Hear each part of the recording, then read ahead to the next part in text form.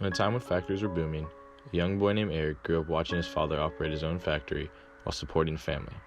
Every day the father would go to work and come home, but one day his family received a phone call stating that their loving husband and father was killed in a work-related accident. As anticipated, the factory stopped all production and the family closed the shop for good. In the event of death, the father passed down the factory to his son in his will. Because the factory was a product of her husband, his mother left the factory untouched until Eric was old enough to own it. As Eric grew into his late 20s, he faced one of the most challenging choices. The factory that was once owned by his father was now Eric's. Although the factory had been shut down for years, the property value of the surrounding land had increased tremendously. In his head, Eric battled with the idea of selling the property for millions or to keep the factory and outsourcing the equipment.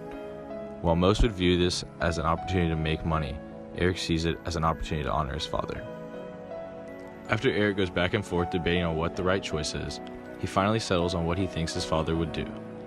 Eric's father was a very selfless man who always put the thought of others first, whether it was his family or his factory workers.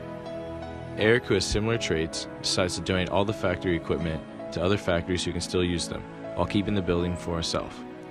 In the act of donating the equipment, Eric is emotional, but finds joy in the fact that his father's legacy is continuing on.